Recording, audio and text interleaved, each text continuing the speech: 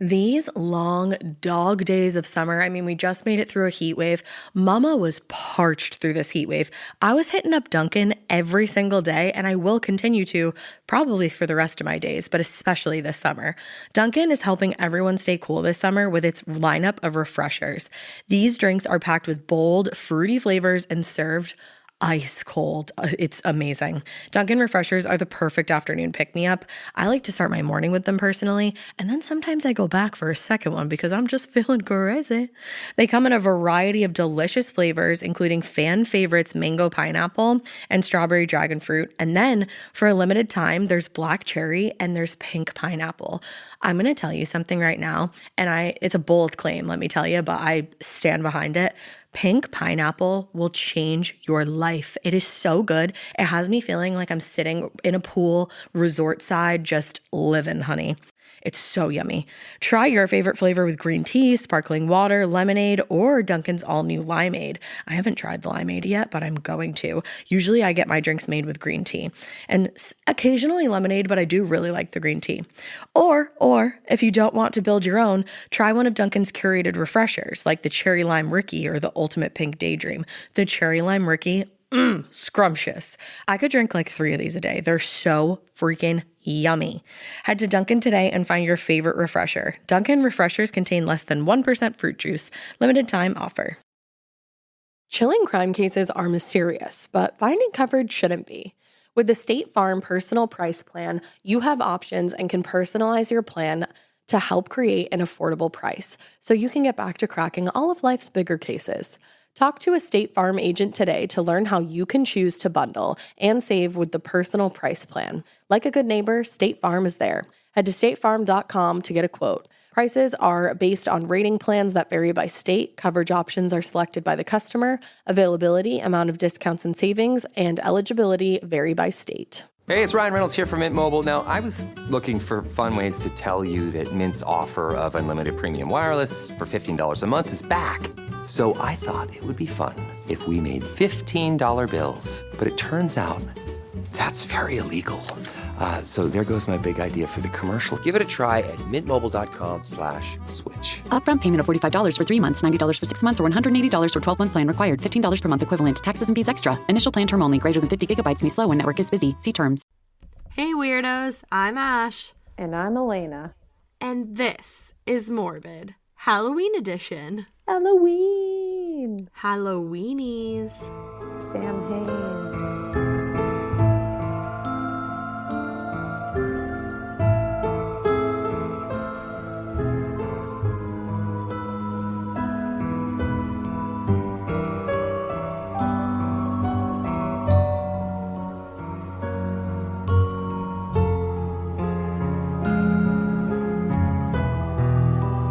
Alaina wanted to say, I'm Sam and I'm Hain, but then I didn't understand that. And it was actually a great exchange that I wish I had recorded, because I said the whole thing like, yeah, this is a great idea. And Ash just goes, I don't get it. I was like, I don't understand. And it's actually even funnier because we're recording from 2 separate places tonight for the first time ever. I know, this is new and exciting and scary. It's exciting and scary, and it feels really weird, but I feel like so independent. I know, it's weird. Like, I hit the record button, and then I get to end it, and then I have to save this whole file. It's true. You have a lot of responsibility on you right now. I do. It took me almost an hour to figure out how to set this up. Now, let's just see how long it takes for me to figure out how to save this damn file. I'm really proud of you, though. Thank you. You got this far. I mean, we're going. We're now, recording. let's just hope we get to the end of it and you're not like, oh. I wasn't that recording. Didn't record. No, I'm actually watching it record because I was like freaking out. Also, apologize for my voice that you have to listen to for the next like hour. Your voice doesn't sound that bad though. It doesn't, because I feel like it sounds like super raspy. No, it doesn't. I hope it's not annoying to listen to.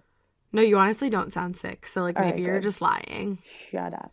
Like I posted last night to let everybody know why we're a little behind on our episode this week. And why no bonus episode came out is because a plague was cast upon our houses. And we all of us are so sick. Yeah. Annie's sick now. She just got it. Oh no. John already had it. The kids already had it. Everybody has it. So we're back, though. We're moving on up. Should we dive into some Patreons? Yes. Let's say thank you to some wonderful Patreons. So we have a custom Patreon this week. Her name is Amy Hall. Hey, Amy. Thanks, Amy. And actually, that's a surprise gift from her fiance, Thomas. I am swooning. I know. I thought that was so sweet. He wrote us an email and just wanted to surprise her and like make her a Patreon. And they're from Johannesburg, South Africa, which I was like, Isn't that so that's cool? Awesome. So I know. Thank you so much, Amy, and thank you so much, Thomas. That is the thank you guys sweetest thing both. ever. That was so nice. And like, I just love that couples even listen to us I together. know, I love it. We're just spreading love everywhere. Yeah, we really are. All over the globe. Seriously. Diving into window latching coven, we have 3 window latching coveners this week. Woo. So the coven's getting extra big. Oh, we got a big, powerful coven. We really do. We have another Madonna. Ooh, another Madonna. I love it. And her name is not Madonna. It's just Caitlin. Caitlin. So hot right now. And she spells it like our little niece cousin spells it. Because it's your niece and my cousin. More. And I think our niece's mother listens to this. So, hey, Kim. Hey, Kim. And thank you so much, Caitlin. Yes, thank you, Caitlin. Our next one, also in the window latching coven, is Sherry V. Nixon. Hey, Sherry V. Nick. That's a really cool name. That is a wicked cool name. I wonder if she's a descendant of President Nixon. Who knows? Not me. I just like that she's got the V in the middle. That makes it very official. Very cool. I'm going to start going by Ashley N. Kelley. I like it. Thank you. Well, thank you, Sherry. Our next donator is Darcy Urquhart, and she's in the window latching coven. I've never heard of her before. Her. Oh, you do? Yeah. Just kidding. It's she's my mom. She's very familiar. Thanks, Mom. That's Ash's mom and my sister. So thanks, Das. Thank you. Thank you. Our next category is an evil onion. Evil onion. And we only have one lonely evil onion this week. Welcome, evil onion. So let's cheer her up. She's Haley Brady. Thanks, Haley. Thank you. I thought you were going to say Haley Baldwin, and I was like, wow. Heyo. Our next category is our Jagged Little Bitches. I love the Jagged Little Bitches. We have Shannon Von Alt, who actually upgraded her donation from, I believe she was an evil onion before. She was an evil onion before.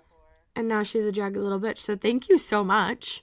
Thank you so much, girl. And welcome to the Jagged Little Bitches.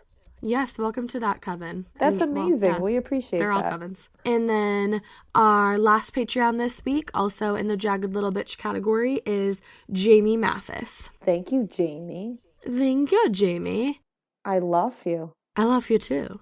I work with a woman named Jamie, and I always call her Jamie, and she gets really mad at me. Because she calls me Osh, and I'm like, what's up, Jam? You're very much an Osh. Oh, yeah, so Osh. You're very Osh. So posh. I was so just osh. about to say that. Hey-o. We are on the same wavelength. We may be not in the same pod lab, but we are in the same wavelength. But we are of the same mind. We are kindred souls. We are. So, yeah, so thank you so much to all our new Patreons. Thank you. Good things are coming. I promise. Yes. In fact, some of our listeners have been helping me out with like contacting places to get different little goodies to send to the Patreon. So thank you to all our listeners for being awesome and helping me figure this shit out. Yep. We have awesome listeners. We really do. And actually, there is a couple of emails that we've gotten recently that we'll definitely be reading on the next episode. Because we've gotten some really interesting emails, and I want to read some of them. So I just want to email them and make sure they don't mind that we read them on the air. But so the next episode, we're definitely going to do some reader emails, because we've been getting a few of them that are amazing. Ooh, I'm excited. Because when I got a new phone, I logged out of our email, and I forgot to log back into it, so I should probably do that soon. Yeah, so you've just been out of the loop. I've been very out of the loop. Also, I'm just going to go ahead and say it. In my headphones, I don't know where it's coming from, but like there's this weird sound and it's not going away, and it sounds like very extraterrestrial, and I'm afraid. I kind of love that. I feel like I'm like entering another dimension. I feel like it should be there. I don't want it to be anymore. It's actually kind of like upsetting. Well, I feel like it's like a good environment to have since we're going to be talking about urban legends. Urban legends. That's Also an great urban legend movie. sound, right? I don't know if that counts. Do you know who I feel like right now, though, actually? And this totally fits in. Wow, actually, credit to me for thinking of this. Whoa. Oh, fuck, what's her name? Hold on. Who's the blonde in Urban Legend? Oh, Tara Reid. I feel like Tara Reid because my hair is like a little bit funky and I have like these big like recording headphones on. Yes. Yeah. What's her name? Sasha. Yeah. And she has like her own radio show. She does. She has a great radio show in that movie. That's a great movie. Such a good movie. We're definitely going to be watching that for a bonus episode. Yeah, hell yeah. At the end of this episode, everybody turn it off when you're finished and go turn on that movie. I don't care where you are. Because you're going to be in the mood. Yeah, you will. We're talking about ULs today. ULs. Urban Legions. Urban Legions tonight. Urban Urgins. Do you want to hear a fun story, actually? Because for once it wasn't me that said something dumb. Yes. I don't know who it was because the story was reiterated to me after the fact, but I was sitting in the break room at work today in between my shift and the client that I had coming in, and they were talking about how Whitey Bulger died, and they were saying that somebody said, "Oh, Whitey Bulger's wife Whitney died," and like somebody I worked with said that, and like it was something like that, and I was like, wow, that sounds like something Alaina would say that I said. But like, I was like, I wouldn't have actually said it. Yeah, exactly. And I was like, wow. Whitney Bulger died. That's really sad. I know. It's so like Whitey and Whitney. Yeah. R.I.P. R.I.P. Whitney. You know, Whitey Bulger's like rolling over in his grave, like cursing us right now. Well, you know what, dude? Like, he's lucky he lasted as long as he did, to be quite honest. Didn't he like kill one of his wives or something? Yeah, he strangled a lady. Yeah, that's messed up. He's done a lot of bad shit. Yeah. But Boston, I think so. especially coming from Boston, we know that Boston was like, especially Southie, was very split. Yeah. Like, I'm pretty sure True. you asked my dad, and he's like, he got the drugs out of Southie. Like, he's like, old. He's fine. Like, Dad wanted him let free. Like, they were like, let's just let him live his life. He's 80. I was like, Dad, he's Whitey Bulger. Yeah, like, maybe not. Maybe not. I feel like he's not just a harmless 80-year-old. He's Whitey Bulger. Yeah, exactly. There's movies about him. Let's not. Right. But yeah, so he's dead. Don't R.I.P. No, See you definitely later, don't. goodbye. Yeah. And so yeah, I think that's the last like true crime weird ass update. And maybe we should just jump into this shit. Let's do it. So do you want to start with your ULs? Yeah, I'll start with mine. Sorry if you can hear paper rustling, if you can't edit it out somehow. Sorry to the listeners. Because I went old school this week. I did more than the basicest amount of research. Yeah. And I wrote down my notes in a notebook. That's impressive. And then teared the pages out. So here we go. Urban legend number 1. Dead guy in a carnival was my first one. I love this one. So, because this seems like it's not true. This story is actually wild. So, in 1976, the TV show The $6 Million Man was preparing to film at Pike Amusement Park in Long Beach, California. So they had planned on capturing Steve Austin riding a ride, or like riding alongside in a car by a ride. And the ride was called Laugh in the Dark. So it had a tunnel where that's like the Are You Afraid of the Dark episode, Laughing in the Dark. Oh yeah. With the clowns. Yeah. That episode is creepy as fuck. I'm acting like I remember that, but I think I was too young for Are You I think Afraid you of the were, Dark. but I liked your enthusiasm with pretending that you remembered that. Thank you. I really tried. A lot of our listeners will know what I'm talking about. I'm like, yeah, I loved that episode. Oh my God, that was the best episode. It really was. It was called Laughing in the Dark. And it was about a carnival, like a haunted house carnival ride. Yeah. And this fucking kid steals a clown's nose and the clown goes and haunts him and takes his nose back. It's really scary. That will teach you a lesson to not steal things. But funny, Laughing in the Dark. Yeah. Okay. So the ride was Laugh in the Dark. And so during the ride, like things would just like pop out at you, like You know, demons, ghouls, etc. You know. I just burped in the middle of saying that. I like it. You know. You know. So your car also, like the car that you were in it, so I guess it was like kind of like a roller coaster sort of deal. It would like jump and like jolt side to side. Oh, okay. So So, it's like- one of those like old school, like kind of like mine shaft rides, probably. Yeah, exactly. Yeah. Right. So like you're jumping around and things are jumping at you and there's just a lot of jumping. It's a lot. And the club is jumping. Ladies, leave your clowns at home. Anyways. Leave your dead bodies at home. Yeah, always leave your dead bodies at home. Or don't have dead Or bodies in your don't. home. Bye. While they were getting ready for filming, one employee noticed a mannequin hanging from a noose in the corner. So he went to like pull it down because he was like, why is there a mannequin over there? Like, we're about to film. And when he pulled it down, he reached for the hand and like the arm broke off, the mannequin's like entire arm. And he like kind of looked down and was like, wow, what a flimsy ass mannequin. And when he looked down, he noticed that there was like bone in the middle of like a bunch of layers of skin. Oh, And I don't see a problem yet. oh, you don't? Because No. the problem is that it was a fucking human arm and a human body hanging from the corner. Ah! Isn't that like, So people have just been going by this thing, apparently? like in their little mine shaft car, being like, "Ooh, spooky!" Well, and just going by. Ooh, Yeah, it was really fucking spooky because it was real. So this was like a straight up corpse and, cool. you know, casual. It belonged Yeah. to a guy named Elmer McCurdy. I knew it. Yeah, have you heard of him? Yeah, totally. Yeah, he's like really No, I popular. haven't. No, me either. So he Did was he create Elmer's glue? no, different. He created Different Elmer. this fucking urban legend.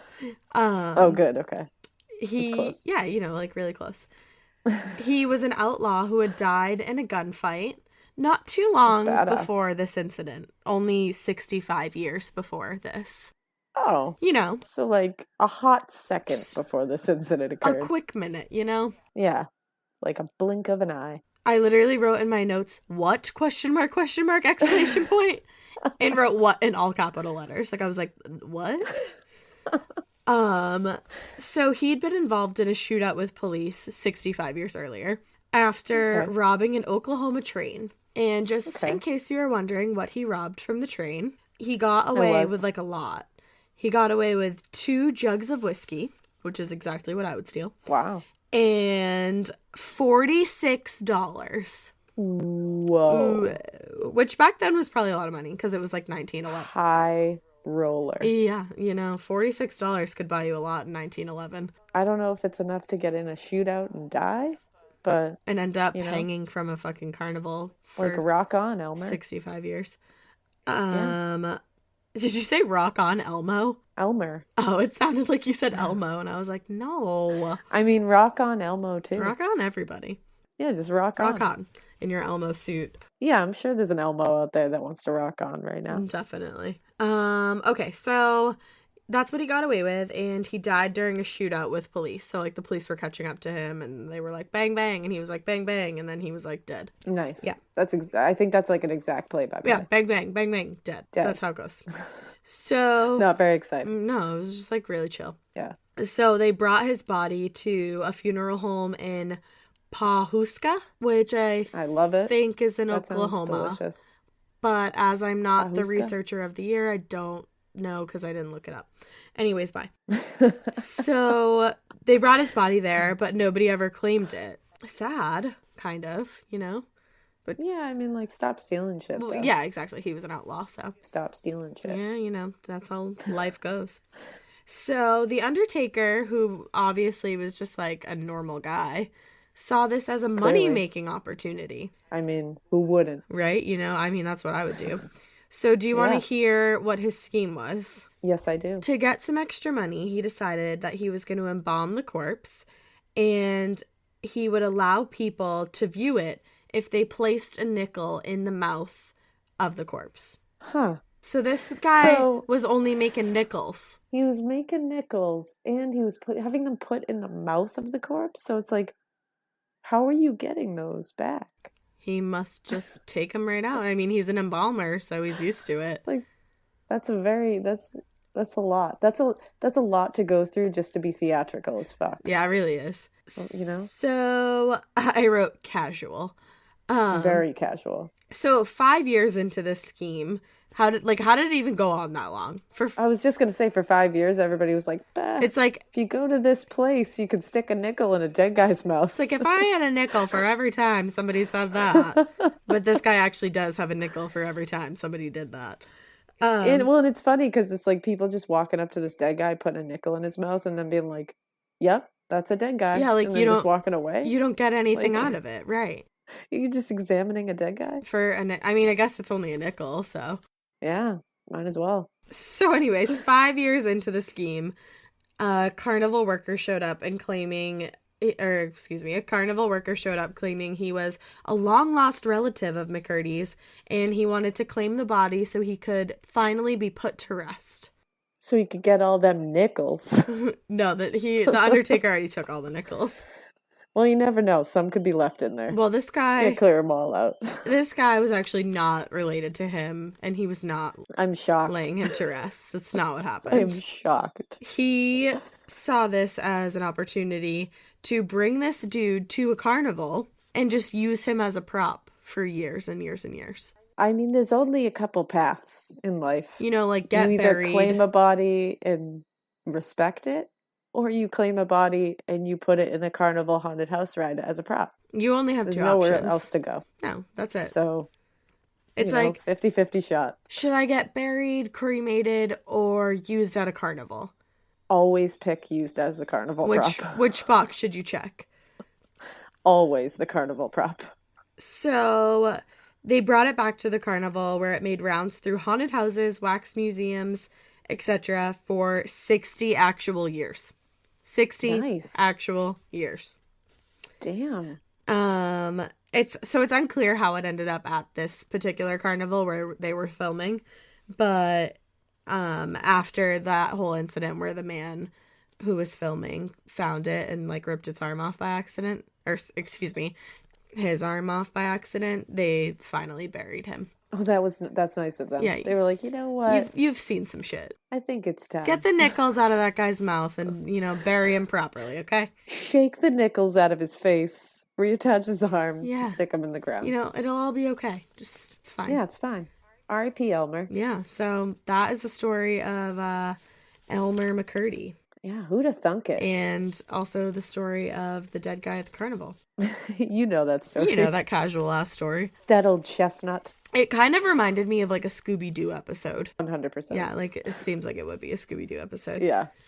So my next urban legend, are you ready? Your next UL. My next urban legend I'm ready. is waking up at your own funeral. That's a nightmare. Fuck Is what that is.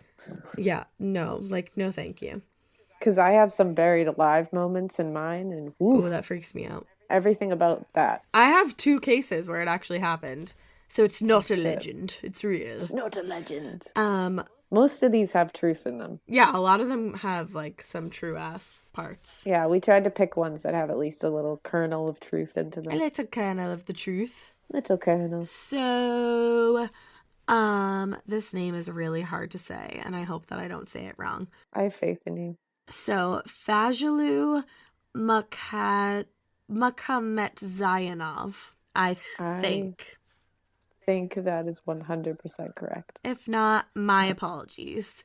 She was 49 years old when she unfortunately really did die. However, she died after waking up at her own funeral. Wow. So, I mean, shitty, but very convenient. also, soups dupes ironic.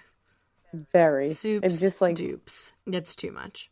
So, mourning relatives. but at least you can just close the casket and be like, welp, Well, she died now, so bye. Dunsky. So, mourning relatives and friends were walking by, paying their respects to the body, and were likely stunned and horrified when Fajilu, I'm really sorry. When she, Yeah, when she woke up screaming. oh, Casual. I'm just picturing that. Like, she literally, like, you're just, like, walking by, and then all of a sudden, the body sits upright and is screaming. AKA the person, not even the body anymore. I don't even know how to react to that. I don't want that. No thanks. I would just be like, nope. I'd be like, and I'd just leave. That would be it. I have Nope. to go wash my cat. Bye. I have to go take many showers. I've got to go. And think many thoughts. I've got to go anywhere else but here. So literally anywhere else but here. You know, I have to go breathe air into my lungs outside. I'm running late for something anywhere else but here. Bye.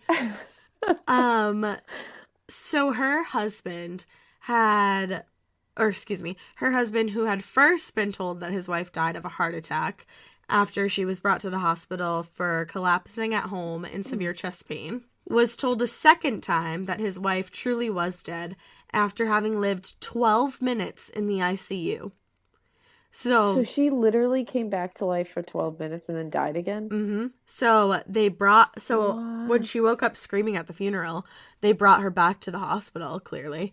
And she lived for 12 minutes in the ICU and then was again pronounced dead. Fuck? Did they bring her back to the same doctor that was like, yep, she's dead the first time? Unclear. Because I would be like, maybe get a second opinion on this one. I'd be like, I'm not having another funeral, so... Yeah, so we're just going to go with this. We're going to go with she died first and just pay for the people's therapy bills. So that actually happened to somebody else, too. Oh my God. Another man. Not okay. No, it's so fucked up. Another man, Watson Franklin Mandujano Dorotio. Whoa. I hope. I hope. He was of a Peruvian city, Tingo Maria, and was inside his coffin at his open casket funeral when family members noticed his ribcage rising and falling. AKA, he was breathing. You know, as just one breathing. Does. But AKA not when you're a corpse. Oh, this is what I think I see all the time in the morgue. Oh, fuck that. Like when you stare at someone too long enough, you can almost feel like you see a chest going up and down. So I feel like I would just think my mind was playing tricks on me. I think I would just walk away into the parking lot and drive anywhere else into the abyss. That's my... You just walk away into the abyss. That's my theme for people waking up at their own funerals. Like, I gotta go anywhere else. Bye. I just gotta leave. I'm going anywhere else. It's a whole pile of nope. Bye. Bye. So, Dorotio had been pronounced dead by his doctor after after experiencing fever and chills following a root canal. Oh. So he went in for a root canal. Okay, this gets even worse. Oh, it does. Like, it gets bad. So back to the funeral. So that's how he supposedly died the first time. So he died after a root canal? Well, he actually didn't. Not really. Well, kinda. Sorta. So a doctor was immediately called to the funeral and confirmed that that he was showing vital signs. So he was removed from the coffin and transferred to the hospital, where he was again pronounced dead. I'd be like, but how do you know? I'd be like, I question life itself.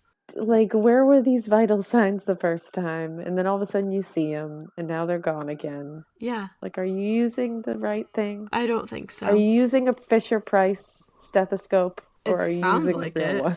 It seriously sounds like it. What the fuck? So his family felt that he may have been alive, like, all along, and that he was just sedated as a result of the drugs that he'd been given for the dental procedure. Jesus Christ. So hopefully that's horrifying. His family never went to the same dentist as him is my takeaway. Yeah. That's my takeaway. And hopefully that poor family never had to go to another funeral ever again.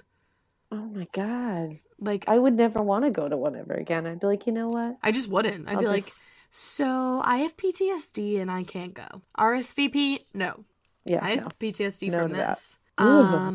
My third and final urban legend is the best. Legend. I saved the best for last. Yeah. Okay, so dead body in the swimming pool. Oh, fuck that. Repeat. I am not a swimmer, so this is just going to keep me farther away. I was like, AKA the reason why I'm all set with public pools. Exactly. No thanks. So this actually happened in Fall River, which is not too Fall far River, Massachusetts. from our neck of the woods. So yeah, there's like a few things I don't want to find in a pool, and dead body is like at the top of the list. Yeah. Like, I'd say like right up there with poop. I was just gonna say that. That was my next joke. Yeah. But Right up there with poop. So unfortunately, some Fall River kids were not so lucky. And so they snuck into the public pool to just like have like a late night swim or whatever. Like, you know, kids do stupid shit. Night swimming. Which you never are gonna wanna do again. So they are approaching the pool, getting ready to dive in. I'm about to dive in. That's a song. I was like, I don't even know that one. Yeah, I think it's Trey Songz. I think mine was Dave Matthews Band, so. Why, what did you say? Night swimming. Oh, what? Deserves a quiet night. I didn't even realize that was Dave Matthews. Yeah, it's a Dave Matthews song. Oh, I thought that you were just like talking. I'm just making up beats over here. Yeah. Yeah. You know me. So it turns out that that was the body of a woman named Marie Joseph. Oh man, Marie. So Marie What happened? had been rotting in the pool for almost 3 days. Oh. In the public pool for almost 3 days, just below the surface, where people had been like unknowingly Marco Poloing the shit out of their lives. Oh. Yeah. So people were swimming in the pool that she was found in. They were swimming in a pool of putrefaction. Talk is about what they were doing. Talk about some fucked up shit. Talk about some PTSD. Shit. That water must have been cloudy. It was. You thought you were afraid of swimming? Nope. You ain't got no reason, honey. These kids got all the reason. You know what? You probably, I mean, that's a double whammy, too. There was poop in there. That's for sure. Oh, yeah. Don't hit the poop 3 pipe, days? kid. Yeah, 3 days, that's happening. So, yeah, like I said, it belonged to 36-year-old, which is really sad, woman, Marie Joseph. She'd been chaperoning at the pool, and it's, like, unclear what happened. I guess she just drowned, like, somehow. And, like, no one knew? And no one knew, yeah. Huh. So her friends thought that she had just, like, left. Like, she was there with friends, and they were like, oh, maybe she just left. Like, that's weird. And then 3 days went by, and they were like, huh. they were like, that's weird. And then these kids found her in the pool, and people were like, what? So apparently this pool also had like a 12-foot deep end, which is like pretty, really deep. Yeah, that's really deep, right? And also usually it's like 6 feet usually. Yeah, so like it's like double. I think like the deepest pool that I've ever like knowingly been in was like 8 feet deep.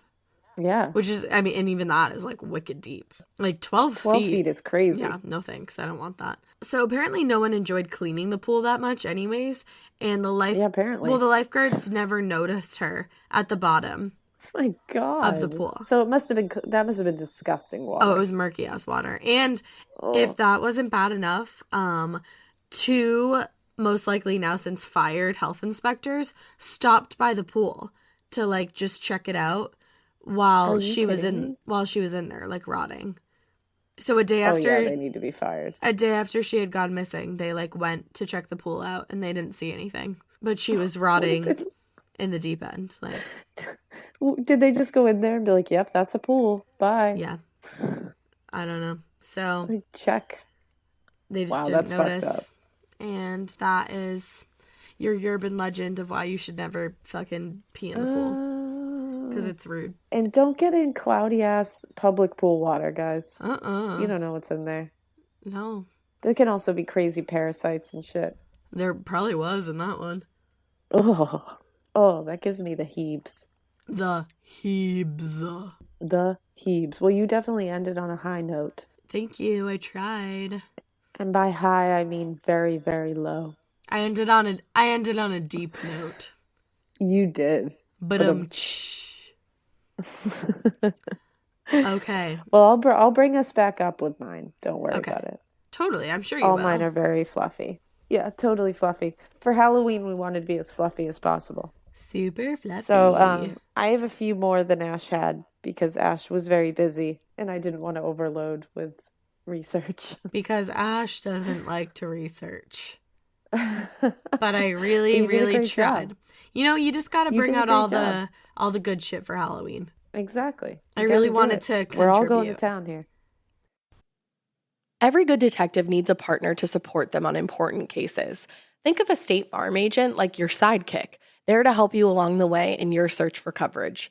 State Farm can help you choose the coverage you need, whether it's for your home, car, boat, or even RV.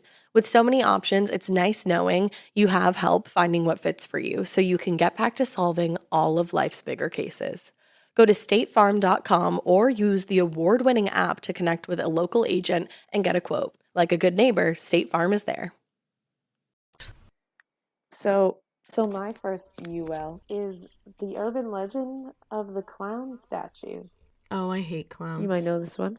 This one, I'll give you the little urban legend first. The urban legend is a babysitter calls the parents of the children she's babysitting for. The children's father answers, and she asks them if they would be offended if she put a sheet over some kind of cover up over the clown statue that's in their room. Because although she appreciates their weird, unique artistic taste, it kind of freaks her out. There's a beat of silence on the phone, and the father replies, "Take the children and get out of the house now. We do not have a clown statue in our house." What? Dun, dun, dun. I just got chills.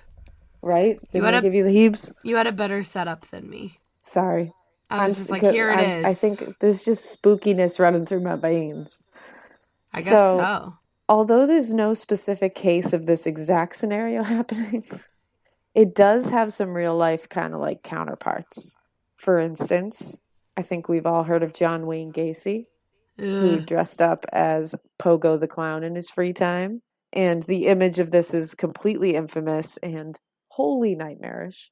And obviously we're going to get into John Wayne Gacy in a future episode, and we'll go way deep into it, but obviously he was horrific and prolific serial killer. And even now, we still get those random explosions of clown sightings all over the place. You know, they always crop up in some place, and they will experience, like, weeks at a time, sudden invasions of creepy clowns just staring at people, or some of them even try to chase people. I hate clowns so much.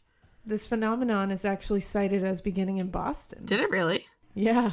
According to Lauren Coleman's Mysterious America book, it apparently began in 1981 when reports started flooding in about men dressed as clowns who were trying to lure children into their vans in Boston. Hate it. So that's where this sudden weird phenomenon of where the fuck did all these clowns come from began. And the clinical term for fear of clowns is called coulrophobia. I have it. It is also surprisingly widespread, especially among children. Really? There was a 2008 study done by the University of Sheffield in England, and all of the 250 children that were surveyed in the study said that they did not like the clown images that were part of the decorations in the hospital they were in. Oh, wow. Yeah. So this whole urban legend obviously hinges on the fact that clowns are nightmares and no one likes them. And then to imagine one inside your home without you knowing is horrific. That's so weird. The whole part of it, this part in particular, the whole idea of someone waiting in your house while you're inside of it kind of harkens back to BTK, which, again, we will cover, even though I fucking hate BTK. He actually waited inside of some of his victims' homes all day, and even when they arrived home, he would hide in a closet and just wait for the perfect time to pop out. That is literally so fucked up. Right? Like, so That's fucked why I up. check every closet before I go to sleep. Yeah. So yeah, that's the clown statue urban legend. The next one is, a lot more people might know this one. It's the vanishing hitchhiker. So this legend usually says that there's a good Samaritan driving along the road, sees a man or a woman hitching on the side of the road. They pick them up and either poof, they're suddenly gone, or sometimes it takes it a step further and says they gave them a ride home, only to find out from the homeowner that this particular person passed away sometimes years before. Spooky. So again, because Massachusetts is spooky as fuck, we have our very own infamous vanishing hitchhiker in the Bridgewater Triangle. On Route 44, right? Yeah. We call him the red-headed hitchhiker. He not nice. He not nice. Not He nice. doesn't I mean, he's spooky. He's spooky. He is often reported as walking down Route 44 in Rehoboth, Massachusetts. And obviously that is part of the Bridgewater Triangle. Mm-hmm. His description is always the same. It varies very slightly, if at all. Someone is always driving near the Rehoboth/Seekonk line, and they come across a well-built, somewhere between the ages of 45 and 55-year-old male. He has signature red hair, which is usually accompanied by a beard. He is said to be wearing a flannel shirt and jeans or work pants and work boots. Some people see him as very well put together, very clean. And then other times people will see him and he looks disheveled and kind of like he just worked a really hard day. Either way, he's always described as wearing those clothes and he always looks the same. Now, when you pick him up, one thing that happens is he doesn't talk to you. He gets in the car. You might ask him a question or two, but he will not say a word to you. Some people say he just stares at you, which is, I'd be like, cool. I'd be like, time for you to go. But eventually you turn to look at him and poof, he fades away. Now, when he fades away, he either laughs at you, taunts you, or screams at you. I told you he not nice. Yeah, which is not cool. No. There's also people who see him on the side of the road and he'll just wave and disappear. Or he'll just go to walk into the woods and disappear before he gets there. Remind me to never drive near there ever fucking again. And the worst one is some people say that they will be driving in the area and he just appears in their back seat for a hot second. No thanks. Exactly.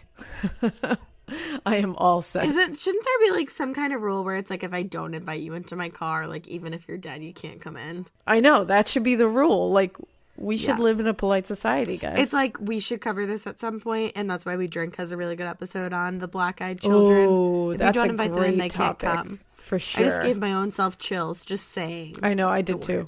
It freaks me out. That just stressed me out. Yeah. Yeah, we're definitely going to be covering them for sure. And we'll eventually, like I said, do a deep dive into the Bridgewater Triangle on an episode. So some of these stories will come back, but definitely with more detail. So yeah. That's the Vanishing Hitchhiker. Freaky. The next one everybody knows. Bloody Mary. I did this when I was younger. I think everybody did. Yeah.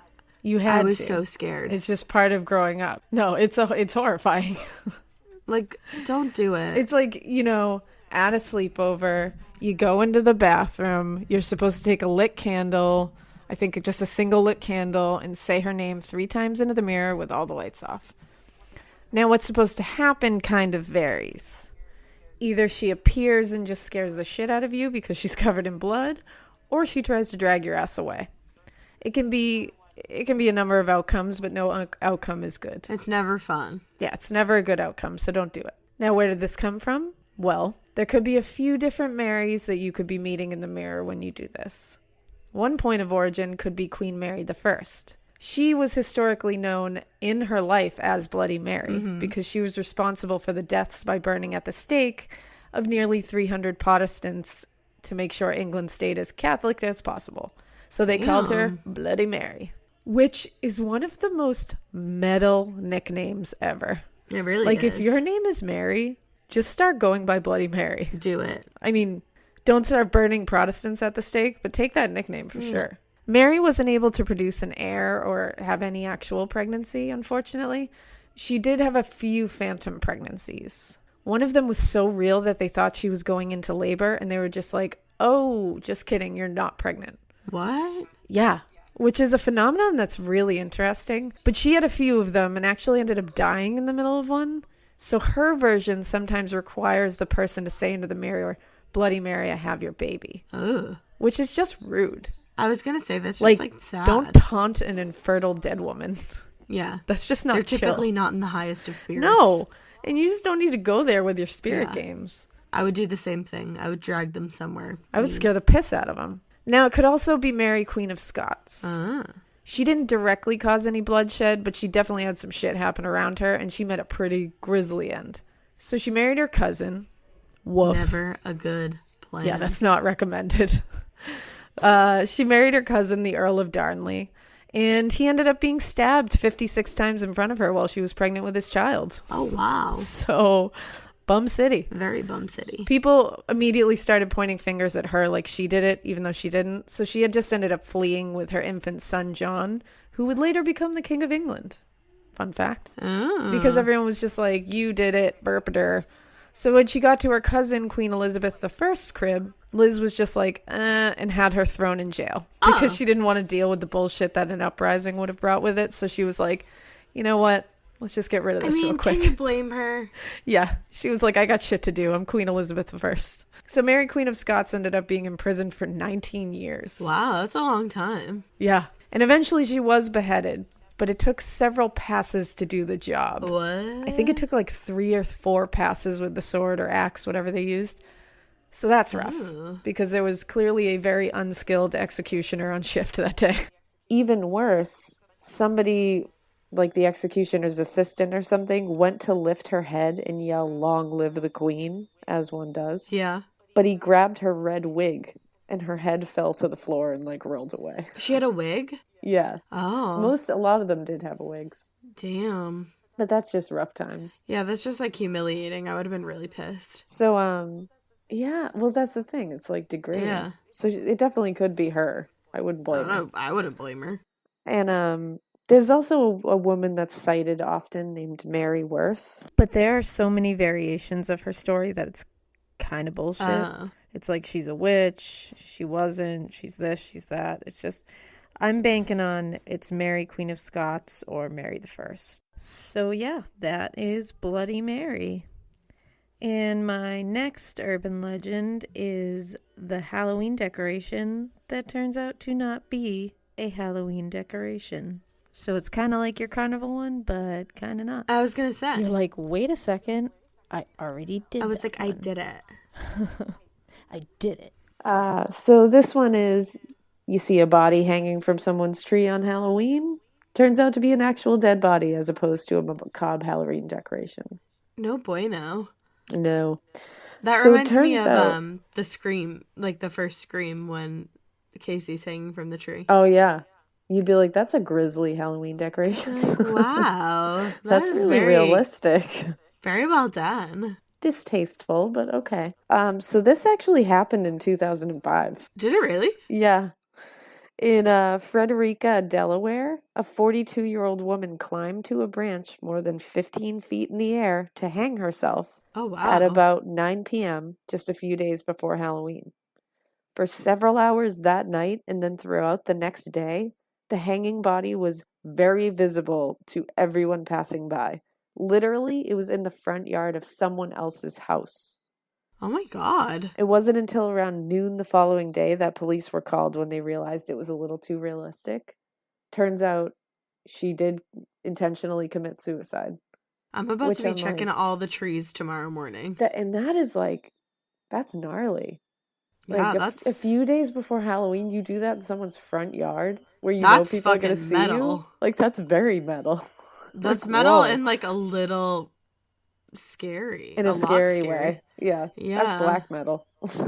That's Yeah. like- That's death metal. that's death metal. So yeah, that one's real. So that's fun. Wow. This one kind of goes along with this one, but it's a little different. This one's the haunted house hanging decoration that turns out to be Okay. a real person. So it's, again, another variation of yours. This tale is that a haunted house decides to go for the realism angle and uses a real dead body to hang from a noose among the props. There is a real instance of this, but it doesn't pan out exactly the way the urban legend states. In Fenton, Montana, there's a haunted attraction called Creepy World, which is like super original name. On October 27th, 2011. Oh, damn, not that long ago. Yeah, not long ago at all. A 17-year-old actress in the haunt somehow slipped herself into a prop noose that was hanging over a bathtub. She must have slipped on the edge of the tub and began to hang herself accidentally as people walked by all night thinking she was part of the show. Oh, my God. They found shoe prints and scuff marks on the wall in the tub around her, so she was obviously struggling for a while. Oh. And luckily, a maintenance guy was checking the electrical work in the haunt, like between groups, Yeah. and found her unconscious and hanging there. Oh my God. They all cut her down and she ended up surviving. She was unconscious. They brought her in, like she had to go to the ICU. She was for a while, but she survived. Thank God. So yeah, and they said it was just a horrific accident. Like Wow. it wasn't intentional. So I think she was like supposed to be set up on the edge of the bathtub and she was wearing like a white bathrobe or like a white bath towel. And Yeah. she must have just like maybe tried to do something funny and like slip her head into it and slipped. And it actually like tightened around her. Damn, that's really messed up. Thank God she Yeah, it's lived. like a nightmare. I know. So moving on from that urban legend, we're going to move into something a little different, which is decapitation awareness. Okay. Urban legend states that a human head could remain aware for several seconds after being decapitated from the body. Well, this isn't totally proven yet because it's weirdly kind of tough to study this because we can't just go about chopping people's heads off. Why? I know. I don't know. It's Why don't we just something ask like a dead guy? Yeah, that's what I mean. Everybody makes things so difficult. I mean, just like, I feel come like on. it's like, let's just give it a shot. One and one is two, you know? You know? It's one of those situations. I'm going to say that about everything true. now. One Just and one is and two, you know? two. Always. Always. Every time. Every time. So that totally connects to this. I get it. Thank you. Well, luckily I say, not luckily, there is evidence to suggest that it is possible that decapitated heads sometimes know what the fuck is happening a few seconds after the fact. That's kind of cool. It's horrifying. I mean, too. it's fucking terrifying. It's cool in the most horrifying way. Yeah. An example of a study of this, Dr. Bureau, I think his name was, who conducted an experiment on a French murderer named Languille. Supposedly. So this guy Languille went to the guillotine because he was a murderer. And the doctor was like, I'm going to attend the execution and I'm going to write down what I see. Because he wanted to see like what the fuck goes on. So supposedly after he was guillotined, Languille's eyes and mouth continued to move for 5 to 6 seconds, at which point he appeared to pass on. Now that you can just chalk up to like nerve endings shooting off and stuff, you know? Right. Like non-voluntary movement. But then when Bureau shouted his name, his eyes popped open, like to answer, like to look at him, like what? What? It gets worse. In Bureau's own words, quote, Languille's eyes very definitely fixed themselves on mine, then the pupils focusing themselves. So then for the next 30 seconds, he kept trying to get him to look at him. Yeah, he kept it. So for 30 more seconds, he got him to look at him one more time. When he shouted his name a third time and he was finally dead. But he said that the look he gave him when he actually like looked at him when he called his name was like somebody had interrupted, like when you're in deep thought and somebody interrupts you, like the glare you give them, like what? Wow. It's like, yeah. That's which gives wild. me all the chilly willies. Yeah. Now like, there's hi, also I'm like in a deep science. thought about you cutting my head off, so. Yeah, like he's just sitting there being like, really? Yeah, that's messed up. And then he's like, what, dude? So there's also like a science-y one, which I thought was interesting. A chemist named Antoine Lavoisier was one of the greatest French scientists during the super gnarly French Revolution when everybody was just getting their heads chopped off and shit. Mm-hmm. So that's unfortunate. Unfortunately, he was also an investor in a private tax collection company and had a clash with one of the leaders of the revolution, Jean-Paul Marat. So all of that basically meant that he had to be guillotined. Oh. You know. You know, it's just the way shit went. Yeah, it's just the way the cookie crumbles. It's just like 1 and 1 is always 2. 1 and 1 is always 2. You know what? It's the way that the croissant crumbs. Same. This is French. Mm-hmm. My little croissant.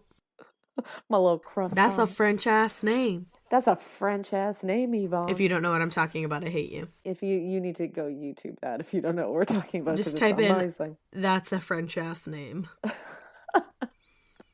My little Type in, croissant. can I get your number? So yeah, he had to go to the guillotine, unfortunately.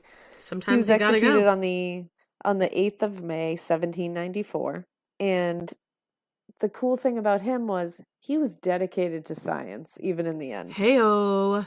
He managed to participate in one experiment even during his death. He promised that after his beheading, he would keep blinking as long as he retained his consciousness. Oh my God. And he asked his friend to watch him and record this if he did it, because he said, I'm going to keep blinking. How long did he blink for? He reportedly continued to blink for 15 seconds. Holy shit, that's a long time. Like, kept blinking. That's not just like a coincidence that he's like, I'm going to blink. No way. Let you know, and he keeps blinking. So that's fucking terrifying. Now, this whole thing can be attributed to something called the, quote, wave of death, which immediately after the... It's pretty gnarly. It happens immediately after the head is removed from the body. They've done tests on lab rats, unfortunately, to test this out, because oftentimes the way they euthanize lab rats is by decapitation, because they think that's the most humane way, because it ends really quick. Right. Or so they thought. Supposedly. But they were starting to see in these lab rats that all of a sudden there was this surge of brain activity that can cause the head to be aware and actually produce thoughts right after being removed. Damn. Like you can take in like auditory and visual things as your head is removed. And it only stops after the brain is sufficiently starved of glucose and oxygen long enough to die. So this provides basis for the argument that you could kind of, your head could kind of be saved if it was supplied with glucose and oxygen. Wow, that'd be bananas. Isn't that bizarre? Yeah. I mean, I'm not saying you could do anything, but technically it could still be alive. That's like so weird to think of. Isn't it bizarre? Yeah. Because you think it like, I always say decapitation freaks me out. Me too. Like when we were talking about the Gainesville Ripper, that one instance, it's like removing someone's head just seems like the most barbaric and scary thing you can do, because it just takes away the person. It just seems very inhumane.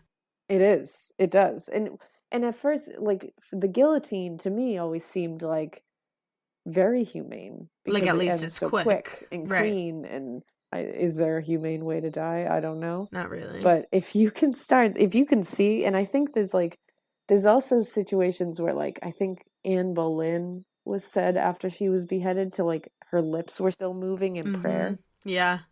And it's like there's a few others. There was a woman who, after she was guillotined, the guy, because they always held up the head and did something awful, like they were always just dicks about it. And I guess the guy who held up her head slapped her cheek and said something, and people watching, like, it's in the history records that it says her cheeks flushed and she looked angry. Oh, like she wow. made an angry face. Which, can you imagine a decapitated head making an angry face? Like, no. Like when the face was like a different expression right before. Exactly. It's like, nope.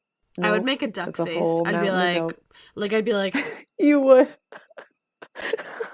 If I had 15 seconds to prove that theory, that's what I would do. I'd be like, you would so not scared because I was about to die, and then I'd just be like, Before you'd go, you'd be like, all right, so watch me, and if I start making duck faces, I'm conscious. And right now, Ash is making like a million selfie Vogue faces. I love it. Amazing. So yeah, that's decapitation awareness. Heyo. Sounds like it's like a week, like Decapitation Awareness Week. It should be a week where we educate you on decapitation. So I only have like 2 more left, and they kind of have to do with each other. Okay. Then the next one is buried alive. The worst. Everybody knows that. The fuck does that have to do with? Well, the urban legend says that a woman who went to her grave, like a young woman who went to her grave after dying suddenly, usually a family member, has some kind of dream or feeling or vision that this woman isn't dead yet. They dig her up to ease this person's fears or to prove that she's fucking not. And they find scratch marks on the inside of the lid of the coffin. I hate that. Dun dun dun. So the medical term for the fear of being buried alive as a result of being incorrectly pronounced dead is taphophobia. Okay. Definitely have that. Unfortunately, this urban legend has proved to be true. There was actually an instance recorded in the New York Times on January 18th, 1886, in Woodstock, Ontario, It says, this is what the news clipping said. Recently, a girl named Collins died here, as it was supposed very suddenly. A day or two ago, the body was exhumed prior to its removal to another burial place, when the discovery was made that the girl had been buried alive. Her shroud was torn into shreds, her knees were drawn up to her chin, one of her arms was twisted under her head, and her features bore evidence of dreadful torture. Oh my God. And that was like a real news clipping. No, thank you. Now, in 1905, the English reformer William Tebb collected accounts of premature burial. He found that in 219 cases of near live burial had happened. What? 149 actual live burials had happened. 10 cases of live dissection happened. And 2 cases of awakening while being embalmed happened. What? Also, Yeah. live dissection, goodbye. Yeah, no. Not Like, about that it. That would be rough.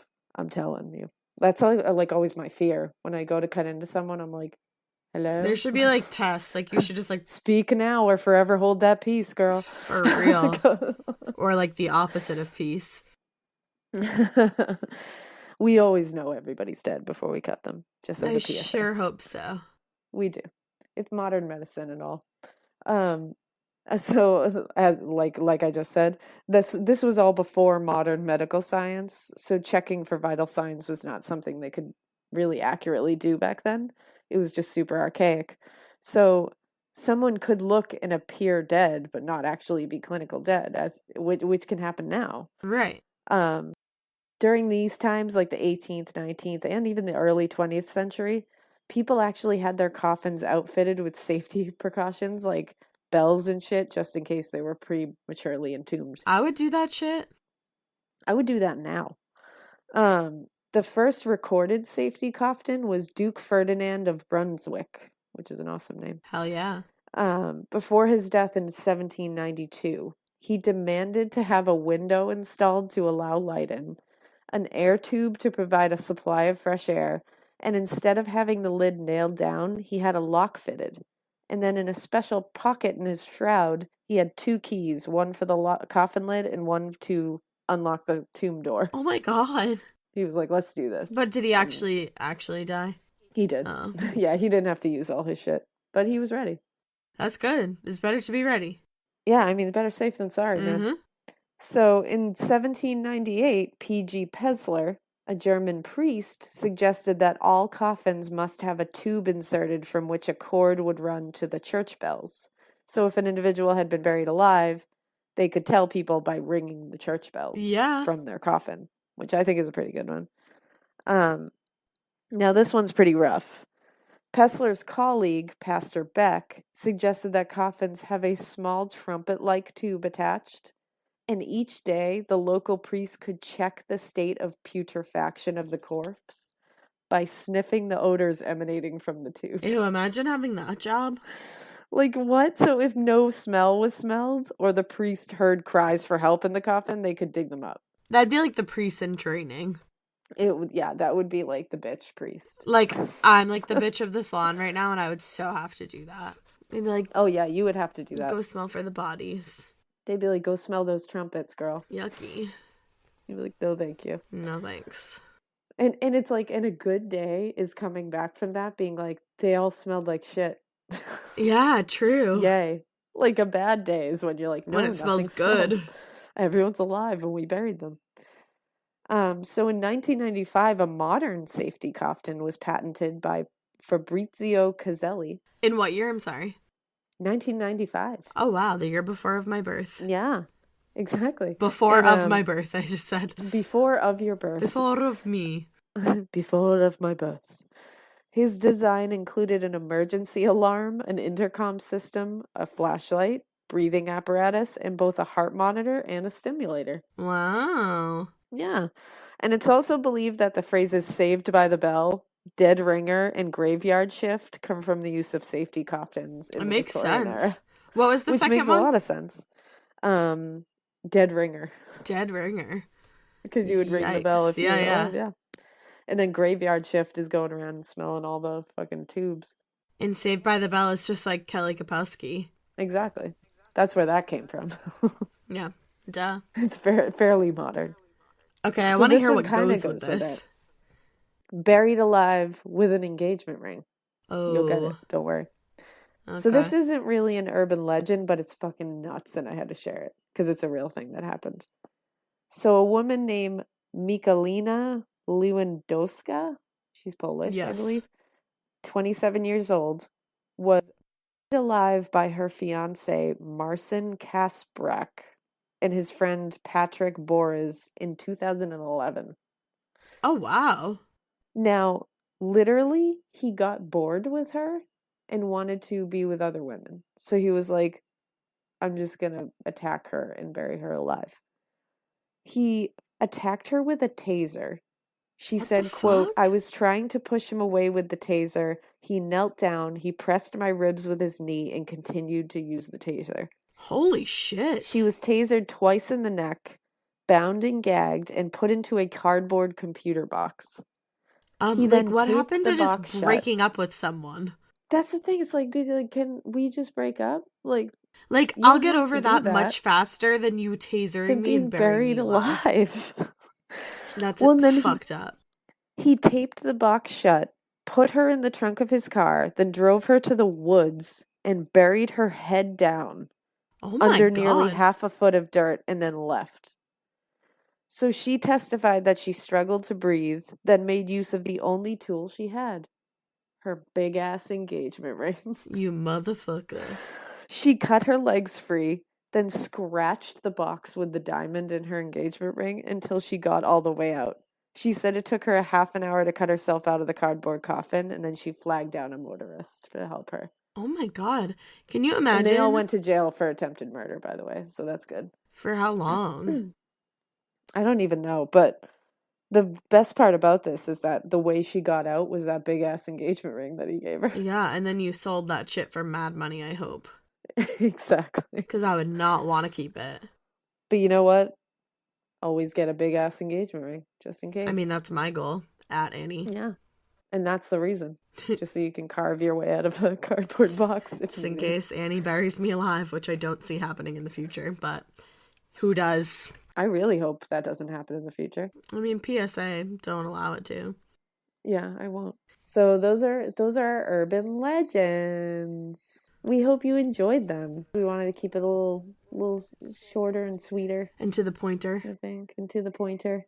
This was so fun. And I was gonna go into some of the urban legends of like the razor blades and candy and shit, but We we'll all save that know for them. another day. Yeah. Yeah. Just check We your all know kids' that's candy. bullshit too. That's not true. So You don't you're know good. that? Nuh-uh. Eat your candy. Check your There's no candy. instance of that happening. But check your candy anyways. We'll check your candy. Yeah, I think that's all we don't have a lot more business to tend to. But we are doing a bonus episode soon, I promise. Yes, we will. Maybe we'll watch Urban Legend because it will be like fitting. Oh, there you go. We Maybe should we'll do do that. that, and then we'll keep House of a Thousand Corpses for another one. Yeah, let's do it. But yeah, so maybe we'll do Urban Legend and chit chat about that just to have a companion episode. Yes, So I be like on the that. lookout for that. We'll let you know when it's coming. It will come soon because we are all on the mend now, so we can function again. I hope so. I got some medicine at Whole Foods today. I'm trying to be holistic and shit. You got some earthy, crunchy meds. I did. It was like all natural. And fucking There you go. $12. Hey, whatever works, man. Hopefully it Whatever does. blows the shit out of your system because it sucks. It said something about like bronchial infections, and I was like, yeah, I think I have You're that. like, I got that. Self-diagnosed. MD. Then I bought some sushi. Yeah, that goes together. So, yeah, so we'll let you know when that's coming out. And In the meantime, you can find us on Instagram. at Morbid Podcast. You can send us an email. morbidpodcast@gmail.com. You can follow us on Twitter. At A Morbid Podcast. And you can listen to us wherever you listen to podcasts. Because we're everywhere. Stitcher, Blueberry, iTunes, podcast app, Google Play, Podbean, all that shit. life. And follow us on Facebook. And join the Facebook group. Oh, because yeah. It's getting bigger by the day and it's really fun. And people are posting things and it's fun. I just recently reactivated my Facebook, so I will join. Yay! Somebody invite me. What the fuck? You're an admin. Oh, it's the one we made? I didn't realize. Yeah. You can... You're an admin. Oh, So you cool. can go in there whenever you want. You're a member. I'm an honorary member. You're an honorary member. And yeah, so we're gonna do a Q&A soon. Yes. We're just trying to figure out a night so we can let you guys know ahead of time so you can be prepared. But so that'll be coming up soon. Yeah. And I think that's all we had on the agenda. So rate and review and subscribe and all that good stuff. And thank you so much for the amazing reviews that you've been posting. We love you. I know, so I love you much. guys so much. We're gonna, and we got a little behind, but we're gonna be producing as much content as possible from here on out. So stay tuned for a lot of Morbid. Yeah, now that we've figured out how to record separately, it's gonna be fucking life-changing. Yeah, it makes our life a lot easier because now we don't have to, be in the same room every single time. Yeah, I don't have to We're still smell gonna ya. sometimes be in the same room, but yeah, now. But so you'll be getting a lot more from us, and we hope you keep listening. And we hope you Keep it weird. Bye. Bye. Happy Halloween. Salutations. Happy Halloween. Samhain. Do the monster mash. It was a graveyard smash. You sounded just like him. I really tried. You did. You did really good. All right. Bye. Thriller night. Ghouls come out to dance, yeah. Yeah. Thriller. Okay. And bye.